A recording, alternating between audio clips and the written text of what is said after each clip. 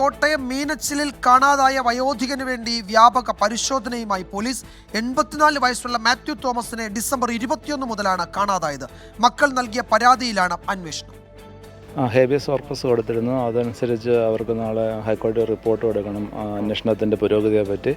അപ്പോൾ 2 കിലോമീറ്റർ ചുറ്റളവിൽ അങ്ങനെ ഒരു ഡിസോറിയൻറ്റഡ് ആയിട്ടോ സോഡിയം കുറഞ്ഞു പോയി അങ്ങനെ എവിടെയെങ്കിലും മാറി ബോഡി വല്ലതും ഉണ്ട് എന്ന് കണ്ടുപിടിക്കാൻ വേണ്ടിയാണ് ഈ സ്ക്വാഡ് വന്നിരിക്കുന്നത്. എങ്ങോട്ടേലും പോയി എന്നുള്ളത് ഇവിടെ ആദ്യമേ നമുക്കിവിടെ എവിടെയെങ്കിലും വീണ് കിടക്കുമായിരിക്കാം, അങ്ങനെ ഒരു സംശയമായിരുന്നു. അതെന്തായാലും അതിപ്പം അതിന് കാര്യമില്ല എന്ന് ബോധ്യമായി. അപ്പോൾ നമുക്ക് എപ്പോഴും നമ്മൾ വിശ്വസിക്കുന്ന എന്തെങ്കിലും രീതിയിൽ ആരെങ്കിലും കിഡ്നാപ്പ് ചെയ്യുകയോ ആരെങ്കിലും തട്ടിക്കൊണ്ടു പോവുകയോ അതിൻ്റെ മോട്ടീവ് എന്നാന്നും കാര്യം എന്നാന്നും അറിയില്ല. അത് പോലീസാണ് കണ്ടുപിടിക്കേണ്ടത്.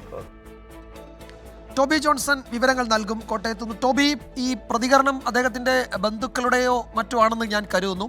അതിൻ്റെ അവസാന ഭാഗത്ത് പറയുന്നത് ആരെങ്കിലും തട്ടിക്കൊണ്ടു പോവുകയോ കിഡ്നാപ്പ് ചെയ്യുകയോ ഉണ്ടായിട്ടുണ്ടോ അന്ന് സംശയിക്കുന്നു. അതിൻ്റെ മോട്ടീവ് അവർക്ക് അറിയില്ല എന്ന്. അതിൽ ആകെ ഒരു ദുരൂഹതയുണ്ടോ ഈ കാണാതാകലിൽ? ഡിസംബർ 21 മുതൽ ഇത്രയും ദിവസമായി ഒരു സൂചനയുമില്ല അല്ലേ?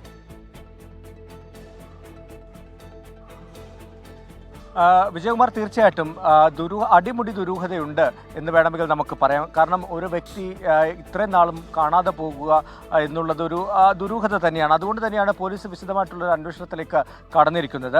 5 മക്കളാണ് ഈ മാത്യു തോമസിനുള്ളത്. അവരിൽ ഒരാൾ ആദ്യമേ പരാതി, അതായത് നാട്ടിലുള്ള ഒരു വ്യക്തി തോമസ് എന്ന് പറയുന്ന ആൾ പോലീസിൽ കാണാതായ ആ ദിവസം തന്നെ അദ്ദേഹത്തെ തിരഞ്ഞിട്ട് കണ്ടെത്താൻ സാധിക്കാതെ വന്നതോടുകൂടി പോലീസിൽ പരാതി നൽകി. അന്ന് പാലാ പോലീസ് വിശദമായിട്ടുള്ള ഒരു അന്വേഷണം നടത്തിയത്. അതിനുശേഷം ഇദ്ദേഹത്തെക്കുറിച്ച് കൂടുതൽ വിവരങ്ങളൊന്നും ലഭിച്ചിരുന്നില്ല. പിന്നീടാണ് ബാക്കിയുള്ള 4 മക്കൾ ചേർന്ന് ഒരു ഹേബിയസ് കോർപ്പസ് ഹൈക്കോടതിയിൽ നൽകിയത്. ആ റിട്ട് ഹർജി പരിഗണിച്ച കോടതിയാണ് വിശദമായിട്ടുള്ള ഒരു റിപ്പോർട്ട് പോലീസിനോട് ആവശ്യപ്പെട്ടത്. അതിൻ്റെ അടിസ്ഥാനത്തിലാണ് ഇപ്പോൾ വലിയൊരു സംഘം പോലീസ്, കൂടുതൽ പാലാ പോലീസ്, അതുപോലെ തന്നെ മറ്റ് സമീപത്തുള്ള പോലീസ് സ്റ്റേഷനുകളിലെ ഉദ്യോഗസ്ഥർ, ഒപ്പം തന്നെ ക്യാമ്പിലെ ഉദ്യോഗസ്ഥരും എല്ലാം തന്നെ ചേർന്ന് ഈ പ്രദേശം മുഴുവൻ, ഈ വീടിൻ്റെ ചുറ്റളവിൽ ഏകദേശം 2 കിലോമീറ്റർ ചുറ്റളവിൽ വിശദമായിട്ടുള്ളൊരു പരിശോധന നടത്തുന്നത്.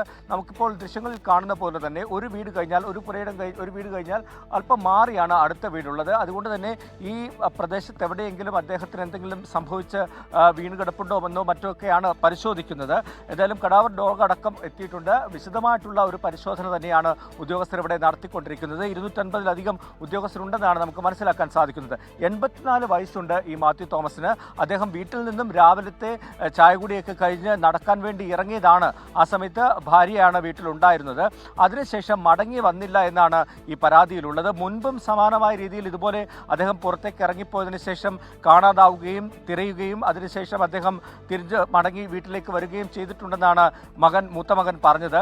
എന്തായാലും പരിശോധന വിശദമായിട്ട് നടക്കുന്നുണ്ട്. 21-ാം തീയതി കാണാതായതാണ്. അതിനുശേഷം ഇത്രയും ദിവസമായിട്ട് ഇവർ എവിടെ പോയി എന്നുള്ളതൊരു ചോദ്യം, അദ്ദേഹം എവിടെ പോയി എന്നുള്ളൊരു ചോദ്യമാണ് ബാക്കിയാവുന്നത്. അതുകൊണ്ട് തന്നെയാണ് ഇത്തരത്തിൽ വ്യാപകമായിട്ടുള്ളൊരു തെരച്ചിൽ പോലീസ് നടത്തുന്നത്. ഈ ഒരു പ്രദേശത്തുള്ള സ്ഥലങ്ങളെല്ലാം തന്നെ പോലീസിന്റെ ഉദ്യോഗസ്ഥർ ഓരോ സംഘങ്ങളായി തിരിഞ്ഞ് വിശദമായിട്ടുള്ള പരിശോധനകളിലേക്ക് കടന്നിരിക്കുന്ന ഒരു കാഴ്ചയാണ് നമുക്ക് കാണാൻ സാധിക്കുന്നത്. എന്തായാലും അദ്ദേഹത്തിന് വേണ്ടിയുള്ള ഒരു വിശദമായ പരിശോധന തന്നെയാണ് നടത്തുന്നത്. ശരി ടോബി, ഏതായാലും 25 ദിവസമാകുന്നു അദ്ദേഹത്തെ കാണാതായിട്ട്. എവിടെ എന്നത് സംബന്ധിച്ച് ഒരു സൂചനയുമില്ല.